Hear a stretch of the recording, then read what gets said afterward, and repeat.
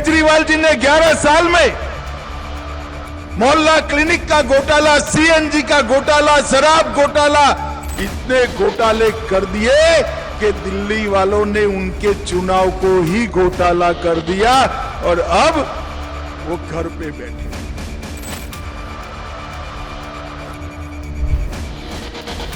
मोदी जी ने और अमित शाह जी ने मिल के आज़ाद भारत का सबसे बड़ा राजनीतिक षड्यंत्र रचा।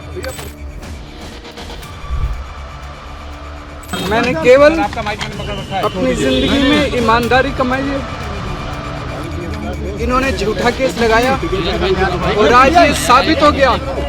कोर्ट ने कहा है कि केजरीवाल कट्टर ईमानदार है।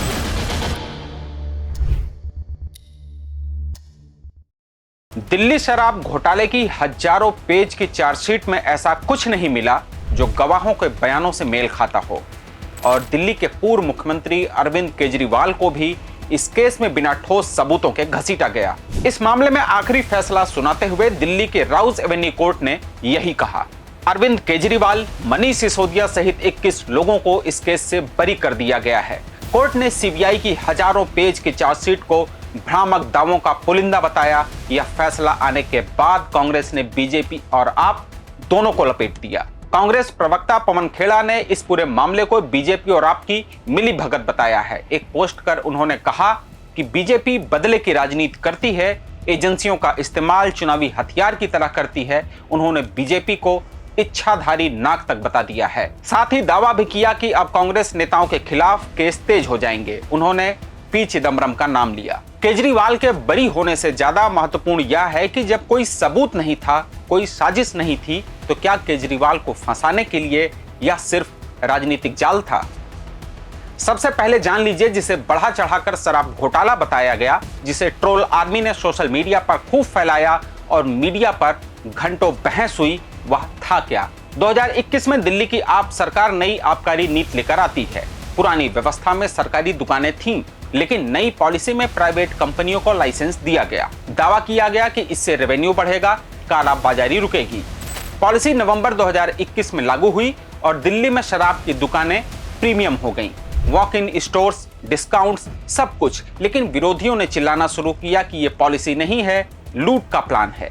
भारी राजनीतिक दबाव और हो हल्ले के बाद इस मामले में सीबीआई की एंट्री होती है। आरोप लगे कि पॉलिसी में लूप होल्स हैं और लाइसेंस फी कम कर दी गई है। प्रॉफिट मार्जिन फिक्स किए गए और साउथ इंडियन कार्टेल के साथ रिश्वत, कमीशन और अवैध हिस्सा लिया गया। यह सब आरोप लगाए गए।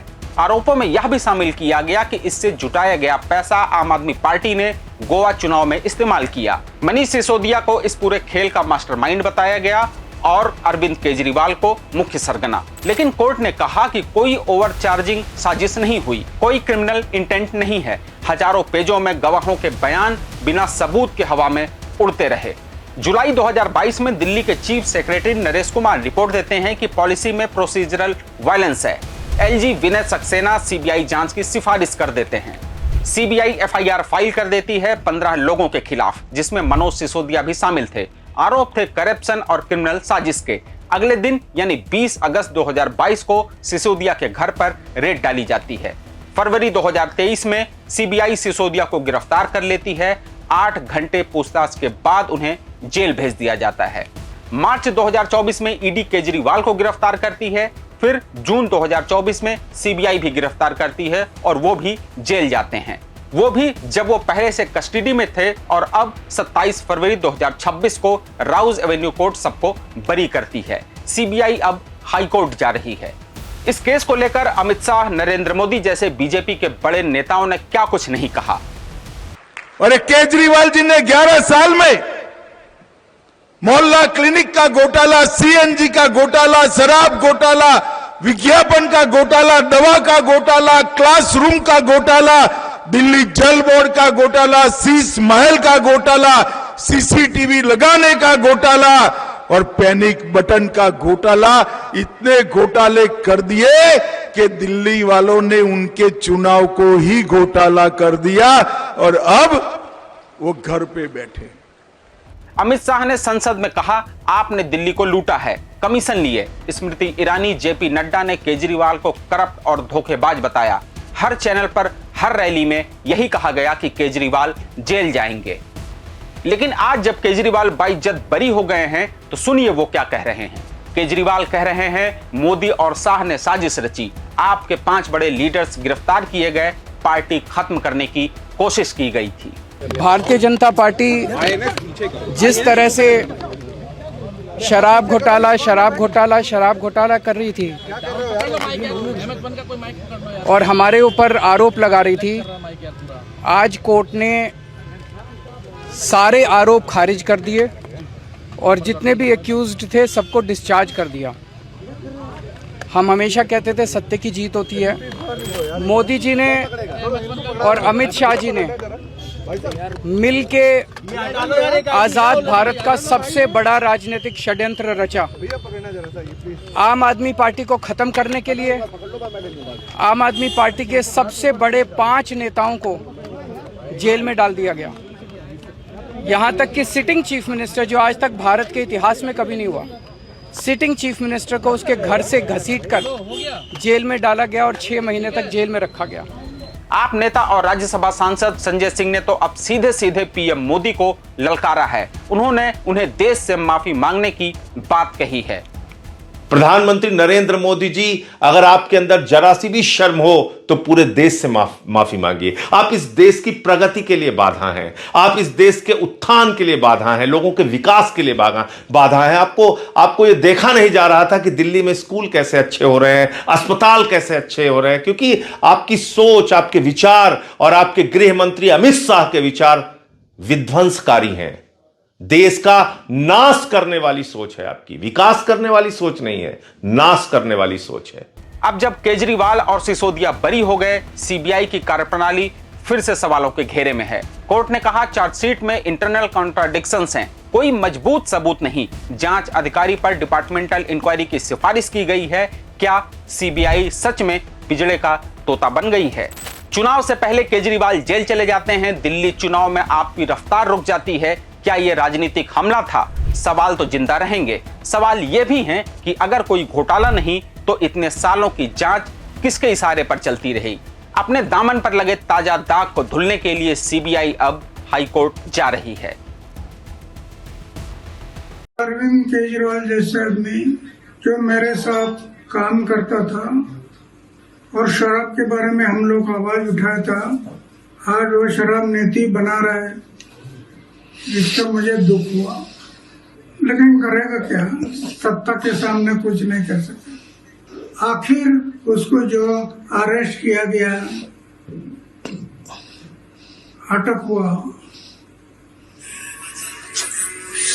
वो उनकी कृति से हुआ। हमारा देश न्याय व्यवस्था के आधार पर चला है।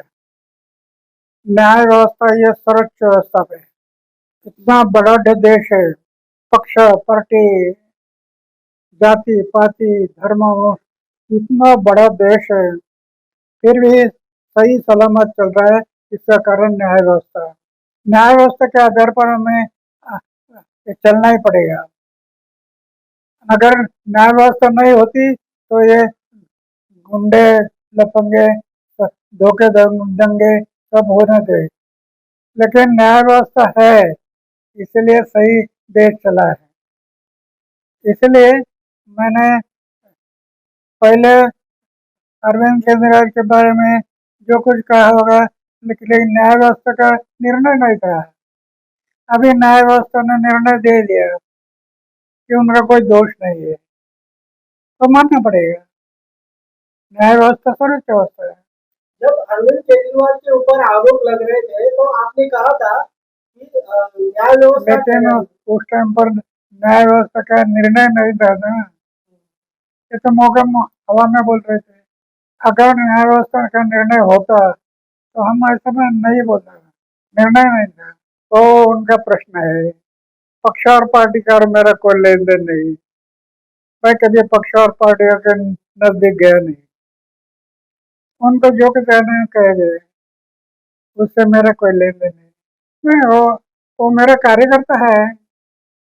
अरविंद केजरीवाल, सिसोदिया ये हमारे कार्यकर्ता है जुने पुराने, समाज और देश के भले के लिए जो कुछ कर सकते हैं उतना करते रहो, समाज और देश के भले। खुद के बारे में, पक्ष के बारे में, पार्टी के बारे में मत सोचो, समाज और देश की सोच करके देश को आगे बढ़ाना है। क्यों ये देश जो आज़ाद हुआ है इसके लिए बहुत बड़ी कुर्बानी हुई है, लाखों लोगों ने कुर्बानी की है, उसको याद रखना है, उसको याद भूलना नहीं।